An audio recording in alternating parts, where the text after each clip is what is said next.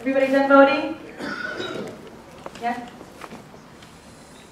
So Anastai, can we just start with you talking a little bit about the storyline, and the genesis of the project? Talk a little bit about it. Sure. I definitely didn't think this was going to be my next project, but it happened about 2 years ago, Thanksgiving. I was the mother of my family, and my daughter, my sister was there, and she has a younger daughter who is around 14 years old, and she wouldn't let her catch the bus, and we're in Oakland, California. So we get into this conversation around why she can't catch the bus. And so my sister proceeds to tell me about how guerrilla pimps are up in Oakland, and they're abducting girls off the bus. And so that was sort of the first, and I just couldn't even really get my head around that, right? But, so that was the first occurrence that happened. And then when I got back to LA that following week, within the course of the same week, there was a newscast of a young girl who was 12 years old on Long Beach Boulevard, who was prostituting herself. So at that point, I couldn't get my head around that either, but then I started researching and looking into it more, and it sparked my interest enough to say, you know, I've got 2 daughters, and then I began to look at what the internet is and how they're recruiting, and et cetera, et cetera. And so I just got very taken by stuff. We got to make this movie. Howard, can you talk about your role and your association with the film? We'll go down the line and introducing yourself. Yeah, my name's Howard Barish. I'm a producer in Los Angeles. And I guess one day I got introduced to Adisa, and he walked into my office and told me the story, told me he had a script about human trafficking, and I listened to him, and I really sort of thought to myself, well, I know this goes on in third world countries and stuff, but not here, not in our backyard. And he left, and I sat on it and started thinking about it and started to do some research. And lo and behold, as you saw at the end of this film, this is one of the fastest growing crimes in America that nobody really is talking about. And at that point, it was like, how do I say no? How do we not bring this subject matter to light? And how do I not get behind this and get behind him? And I've got an initiative, Can Do Films, where we're helping first-time directors. I think he did a great job here.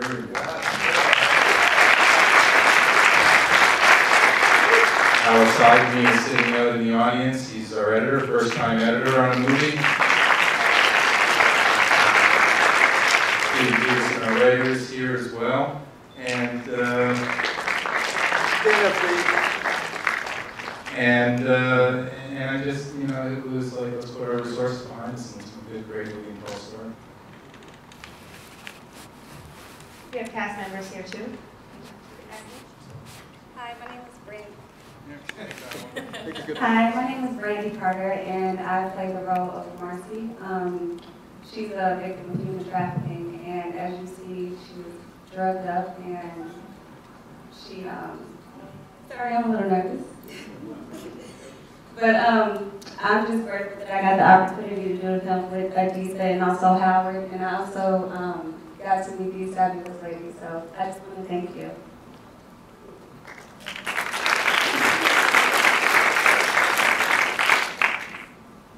Hello. Oh, it is working.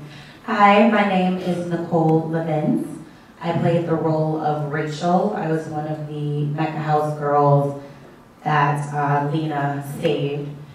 And when Adisa contacted me to let me know that I booked the movie, he very frankly wanted to explain the full subject matter and just make sure that I was comfortable with the role, with the script, and then also really just educate me, and as well as all of the cast members on this industry that's happening, not just in America, but all over the world. And we had the opportunity to meet Dawn, Jayla, the self-esteem queen, who this story is based on her story.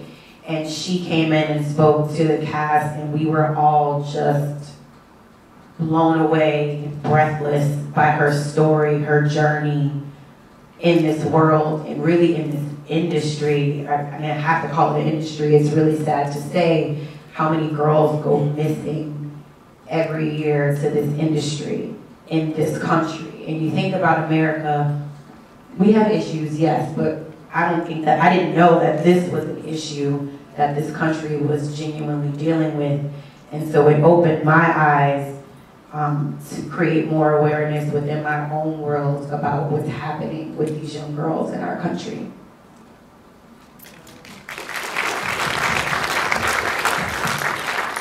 What Nicole said. My name is Stephanie Martin, and I played Violet, who was the young girl who went back to her pimp eventually.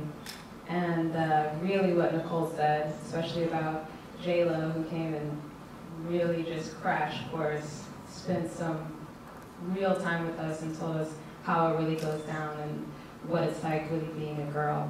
So, yeah. Howard and Anissa, talk a little bit about your research process too for this. Subject matter is pretty heavy. So I started working with the Long Beach Human Trafficking Task Force, and I did some ride-alongs. And then I was very fortunate enough, one day there was a flyer. I came across this flyer. I've been going to a lot of organizations, but I was getting at some point on those organizations a lot of surface information. And I couldn't talk to any girls, as you can imagine, they're very protective of having access to the girls. So, but I did come across a flyer, and it was talking about how gang members are recruiting girls for prostitution. And so I proceeded, this was like a Saturday morning, I went into a church basement, and like they just said, there was a woman named Dawn. They call her Dawn, the self-esteem queen. And Dawn just had captivated the audience because here's a woman who, over the course of 18 years, had rescued 5,200 girls.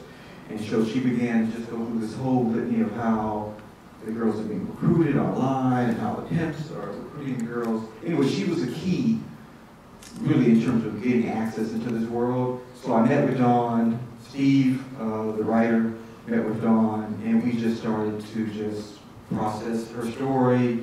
It's inspired, it's not necessarily her story, but she just opened up a bag of worms for us. And so, and then from her, I met another woman named Delita, who had also been trafficked.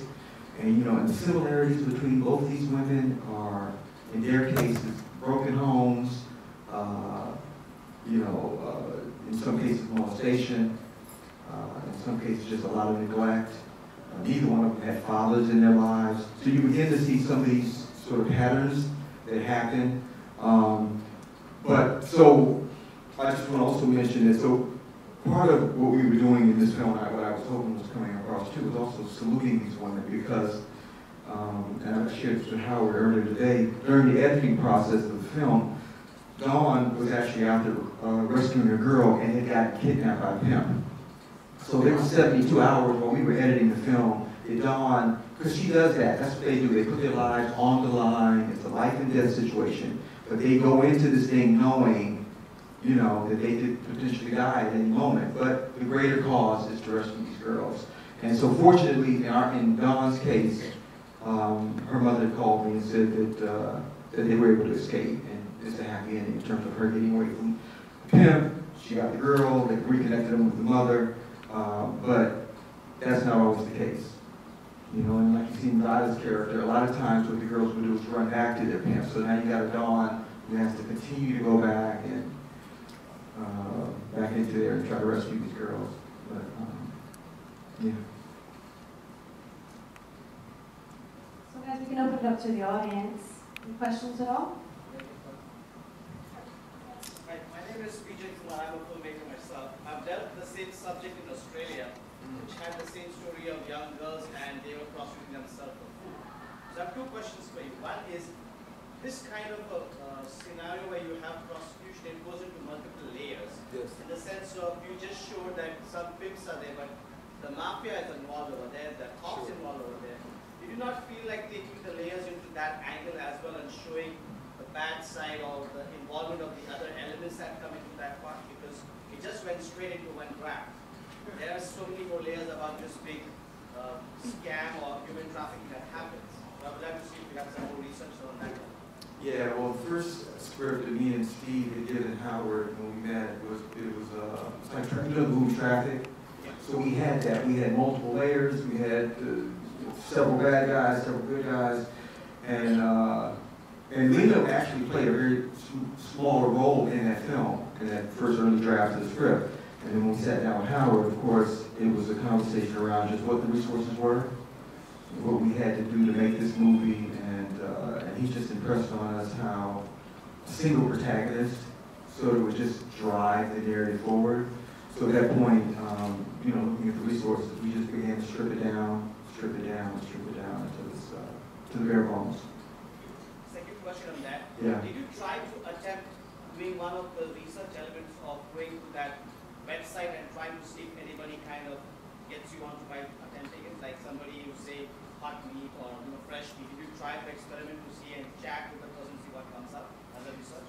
Oh, as for me, I've been in, like I said, with the Long Beach Youth Traveling Society, or the cops in Long Beach. So I've seen them. I've seen so I didn't personally do it, but I witnessed how they would go online as a trick, or some cases as a girl, you know what I mean, as a girl, and try to lure them in and that kind of thing. So, and I've seen them sting operations, and we went to hotels.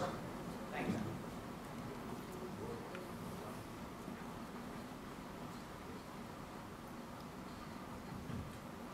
I really enjoyed the movie, so I just want to tell you all that, from the director, from the actresses. You guys did a great job, so I really appreciate the movie. I just had a question about why you chose the title. I wasn't expecting the movie to be about what it was about based on the title, so where does that come from? So skin in the game is, obviously it's a business term that they use, and so it's really a play on words. So Lena, having been an ex-prostitute, has skin in the game, right? And the other metaphor is that skin, and what they call this whole thing is the game. So that's how the title came about.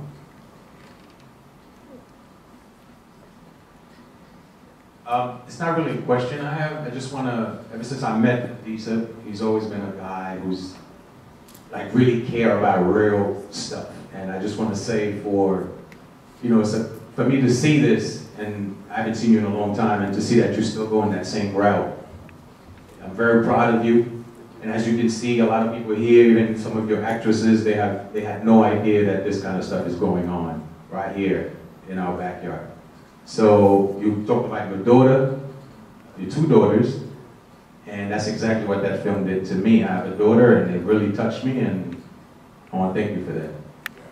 Appreciate it. Thank you. I have a question. Yeah. Well, it's not really a question, it's more like a comment. Thank you for the movie. It's like, we really need to see things like this, because many people are following to the fact that this is going on in the United States of America, and there are many organizations out there that dedicate their existence to this. So thank you for educating the people in regards to something that is clearly going on. Thank you.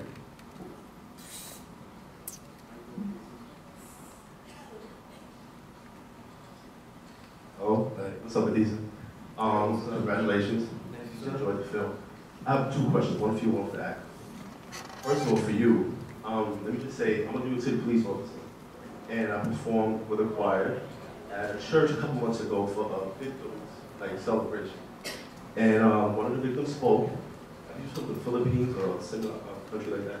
And she came over and said, as soon as she got off the plane, somebody scooped her up, and they put her into that. She had a long, tragic history, but they got it ended well. But the part that caught me, you said this in our backyard, this happened in Red Hook, Brooklyn.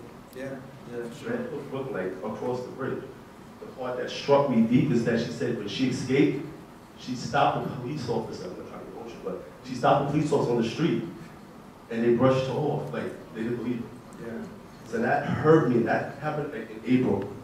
Been a police officer for a long time, and I didn't know it was in Red Hook, Brooklyn. My thing for you at least is, after you becoming aware of this with your aunt and everything else that you said, how does this change how you raise your daughters as opposed to before you knew this? Well, it changes a lot of things. It's not just raising my daughters, it actually changes the way I look at all people, too. You know, because what happens in the trafficking world is that traffickers can be male or female. You know, we just play her as female. You don't often see that, but it's the case, and it's often the case. And then you also have a situation where a lot of girls are recruiting other girls. You see, you don't see that either. And so, I think it's just, you have to look at your involvement with your child and the internet too, because what these predators are doing is they're on the internet day in and day out, and they're sending hundreds of signals out, whether the platform is Facebook or Snapchat or Instagram, and they're trying to grab a hold of the attention of some of these young girls.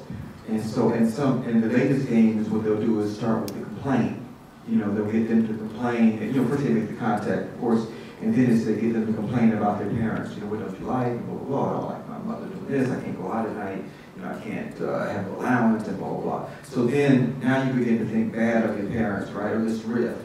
And once they can get you walking down that path, they hook you, right? Then it becomes this exchange. And then they begin to share with you, oh, you know, life is better over here. You come over here, we can do this, you have more freedom, blah, blah, blah. And I've seen it time and time again. And so what these girls will do is they'll meet up with these guys. And this is how cold-blooded the game is. They can meet up with them, and it usually is not even that person. It's a recruiter online, right, who's usually the go-between. And what that person will do is meet up with you, and they got you. And they'll either put you in a brothel, right, or they'll sell you to a gang. And it just works that cold. So it's a very, very harsh situation out there for our young people. So to answer your question, I would definitely monitor the internet with your young person, and then there would always be a dialogue with my young girls about, I love you, it doesn't matter what you do or who, you know, what happens, I love you. And to continue that loving engagement with them. And one more question for the actors. What did you do to mentally and physically prepare for this role? Because it's a heavy topic, one which each of you did. I watched a bunch of documentaries. He used to send us some documentaries. I also sat down with Dawn, the self-esteem queen, and she just pretty much told us how she got started. And then once I booked the role, I explained to my mom my character. And I later found out that one of my family members, this is embarrassing to say, but it's the truth. One of my family members, he's in prison right now for human trafficking. Trafficking kids as young as 10 years old. So that was like very eye-opening for me as well. For me, same as Brandy, documentaries, we spoke with Jayla. I just remember once we had the conversation with Jayla, just kind of thinking what it would take to end up as a young girl in this situation.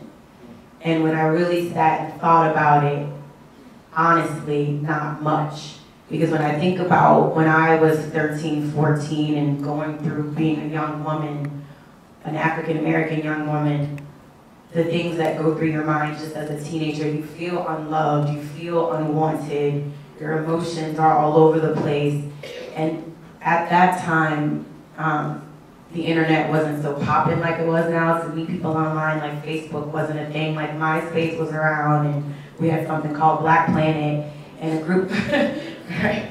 And a group of my friends, two of my other girlfriends that I grew up with, we actually met guys from MySpace at a mall when we were, I don't know, freshmen in high school maybe.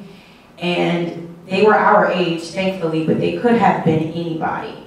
And so one of my friend's fathers, all of our parents would do this, they would pop up on us to make sure we were actually where we said we were going to be. And her father popped up at the mall, and there we were with these little boys, and he snatched us and brought us all home, and we were grounded. But I mean, that experience scared me because I'm like, oh my God, my mom and my dad could show up at any moment if I'm not where I said I was going to be. And in that moment, I was like, oh, our parents, they're so crazy. They don't let us do anything, but they're protecting us because they love us. And so it's just your parents showing up and loving you. Like Adisa saying, it's having wisdom and judgment, and when you're young, sometimes it's not always there. But if there's someone in your world that loves you, they're gonna show you. And so that was my research. I kind of played off of the documentaries and then that experience that I personally had. As the girls were saying, that sit down with J-Lo was intense, man. Like, it was like 2 hours of her just telling stories and like kind of becoming this character of her past life. Because when you meet her, you would have no idea that this was like her past life at all. And when she goes back and tells the story, she like becomes her old self in this like really crazy way.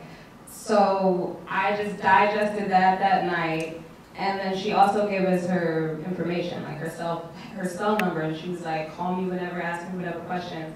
So I was like, okay, and literally did that. So like, I digested that night, and then the next day I called her, and we talked like one-on-one, because I had all these questions, like very specific questions, because like Adisa said, it was hard to wrap my head around it at first. You know, these really young girls, like, how does it happen though, Dawn? Like, okay, but now there's Instagram. Do they not have a cell phone? You know what I mean? Like really specific questions about how does it happen.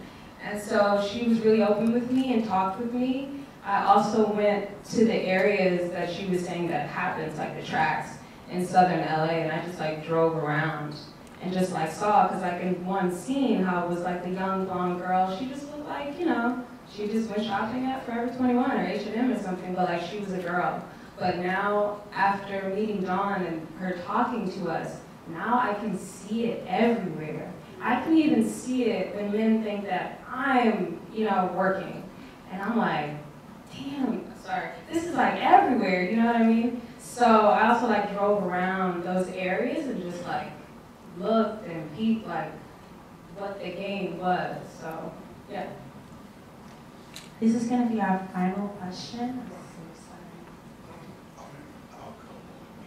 I know, you gotta give a few more here. Adisa, I just want to say excellent, excellent, excellent job. From beginning the direction, Chiquita, the directing, the actors, the editing, the quality of the film, perfect, phenomenal. Your first film, brother, continue.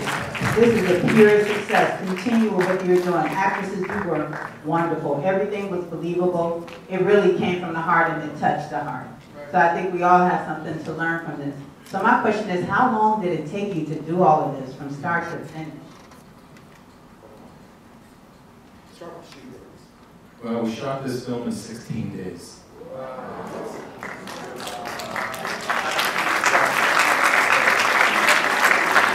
The writing and the editing took a little bit longer, but no, the shoot was a 16-day shoot. What was the budget? You don't have lines. You're asking a woman her age. Modest. I'll say it's a modest budget. And I just want to piggyback on your point in terms of it takes a village to make a film. So our DP, Kira Kelly, amazing African-American woman. She's shooting Queen Sugar now, and she was the first African-American woman nominated for an Emmy. Again, first-time editor, Alex Ivanay, stepped up to the plate, Jerry Henry was on our second unit DP team, and he's an amazing DP in his own right, and I took him to some seedy places, man. I would feed him crackers, maybe we'd have a Sprite, and he helps with the B-roll photography. You know, so we got at 2 a.m. in the morning. You know, so this guy, I mean, he's terrific. And then Steve, I guess, has been with me the longest on this project. He helped to craft the character of Lena. It was really his idea in terms, because we had the initial sketch, but we just didn't know nothing about this character, so we just had to keep going deeper. So Steve, I just want to give you all props for continuing to get big and big and big.